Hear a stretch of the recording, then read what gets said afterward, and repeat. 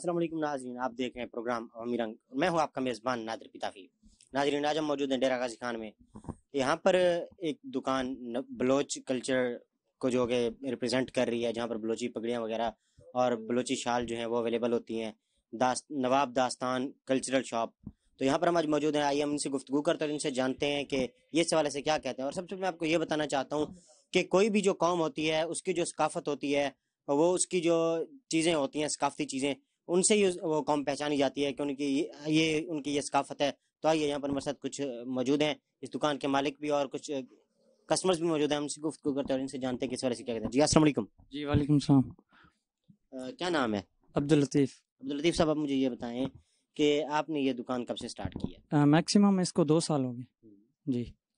اچھا، آپ کس بلوچی قوم سے تعلق رکھتے ہیں؟ میں کھوسا بلوچ۔ اچھا، آپ کے ذہن میں یہ چیز کیسے آئی کہ ہمیں اپنے کلچر کو پروموٹ کرنا چاہیے؟ یہ میں پہلے بتاؤں تو اس کی پہلی بات تو یہ ہے کہ اس کی قیمت نہیں ہے، ٹھیک ہے نا۔ یہ سر ہے، یہ سر پہ رکھی جاتی ہے اور یہ تب مطلب اس کو اتارے جاتے جب سر اترتا ہے۔ یہ اتنا ہمارے لیے مطلب امپورٹنٹ ہے۔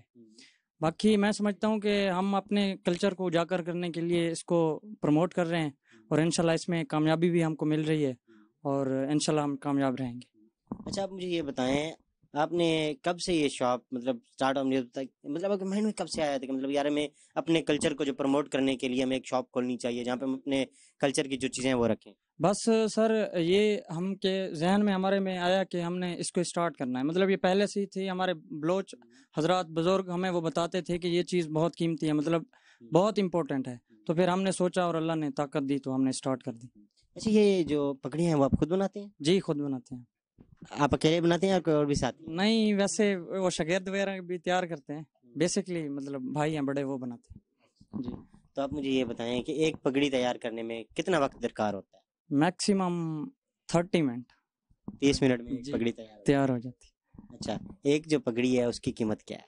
مختلف ریٹس ہیں، مطلب ڈیزائننگ میں مختلف ہیں۔ آپ 10,000 کی بھی لے سکتے ہیں، 11,000 کی بھی لے سکتے ہیں اور کم سے کم 1,500 کی بھی لے سکتے ہیں۔ اس میں کپڑے کا فرق ہوتا ہے، صرف کپڑے کا؟ جی کپڑے کا فرق، اور ڈیزائننگ کا بھی۔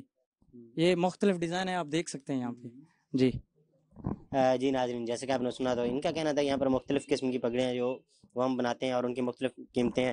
یہاں پر ہمارے ساتھ ایک اور بھی جو ان کے پارٹنر ہیں وہ بھی موجود ہیں، آئیے ہم ان سے بھی گفتگو کرتے ہیں، ان سے جانتے ہیں یہ اس والے سے کیا کہتے ہیں۔ جی السلام علیکم۔ وعلیکم السلام ورحمۃ اللہ وبرکاتہ۔ کیا نام ہے؟ فراز احمد۔ فراز صاحب، آپ مجھے یہ بتائیں کہ آپ نے یہ شاپ تو بھائی نے بتا دیا کب سے سٹارٹ کی تھی، اور آپ ان کے پارٹنر کب سے ہیں یا شاپ سٹارٹ کرنے والے ہی آپ تھے؟ یہ ہمارے پارٹنر نہیں ہیں، یہ ہمارے بھائی ہیں یہ جی، اور ہم لوگوں نے مل کے ہی یہ اپنا آئیڈیا 2 سال ہو گئے ہمیں شاپ کھولے ہوئے۔ تو یہ آئیڈیا کہاں سے آیا تھا کہ یار ہمیں یہ جو کلچر ہے، کلچرل چیزیں جو ہیں ہمیں وہ رکھنی چاہیے اور ان کو ہمیں آگے پروموٹ کرنا چاہیے؟ یہ ہم لوگ اپنے بزرگوں کو دیکھ کے کاپی کی ہے بس۔ مطلب آپ کے بزرگ خود بناتے تھے تو آپ نے ان کو کاپی کیا؟ چلے وہ تو ایسے بناتے تھے، تو آپ نے یہ ایک دکان لگا دی ثقافتی حوالے سے، تو یہ مائنڈ میں کیسے ہے کہ میں یار دکان بھی لگانی چاہیے؟ اصل میں ادھر یہ ہر کوئی نہیں بناتا، یہ ایک ہنر ہے، یہ ہر کسی کو نہیں آتا۔ پھر ہم لوگوں نے دیکھا ادھر یہ چیز بہت قیمتی ہے، نہیں ملتی، اس لیے ہم لوگوں نے اس کی شاپ کھولی۔ اس کا ہنر بھی ہم لوگوں کو پتہ تھا، یہ پھر ہم لوگوں نے اپنا بزنس اسٹارٹ کیا۔ الحمدللہ اچھا کلچر بھی ہمارا پروموٹ ہو رہا ہے اور پیسہ بھی کما رہے ہیں الحمدللہ۔ اچھا، یہ جو پگڑیاں ہیں آج کل میں نے کافی سارے مطلب ایسے لوگوں کو بھی دیکھا ہے جو کہ بیسیکلی بلوچ نہیں ہیں، تو اس حوالے سے آپ کیا کہنا چاہیں گے؟ مطلب یہ کیا ہمارے جو ہم پروموٹ کر رہے ہیں اس کا اثر ہے یا کوئی اور وجہ ہے کہ دوسرے لوگ بھی ہماری پگڑیاں وغیرہ یا ہماری جو ثقافتی چیزیں ہیں وہ یوز کر رہے ہو؟ یہ جی ادھر تو ہر کوئی بلوچ ہے الحمدللہ، ہم لوگوں کو دیکھ کے ان لوگوں کو بھی شوق ہوتا ہے۔ یہ تو عزت والی چیز ہے، اس کو ہر کوئی پہننا پسند کرتا ہے، کیونکہ ہم لوگ تو ینگ ہیں۔ ہم لوگ جب پہنتے ہیں تو اور بھی ینگ دیکھ کے ہم لوگوں کو اور بھی کا دل کرتا ہے ہم لوگ بھی پہنے، اسی لیے ہر کسی کو بیچتے ہیں، کوئی بلوچ ہو یا نہ ہو، ادھر ہر کوئی آتا ہے لے جاتا ہے الحمدللہ۔ اچھا، یہاں پر بلوچوں کی تو بڑی تعداد آتی ہوگی لینے کے لیے، لیکن جو دوسرے لوگ ہیں ان میں سے آپ کی نظر میں کتنا لوگ یہاں سے آپ کے پاس آتے ہیں خریدنے کے لیے اندازہ؟ بلوچ تو آتے ہیں، پورے غیر ملک میں نے آؤٹ کنٹری بھی بھیجی ہیں، پاکستان دور دور تک آرڈر آن لائن زیادہ ہمارا بزنس ہے، پیج ہے فیس بک، ادھر سے آرڈر آتے ہیں اور الحمدللہ اچھا کاروبار ہے۔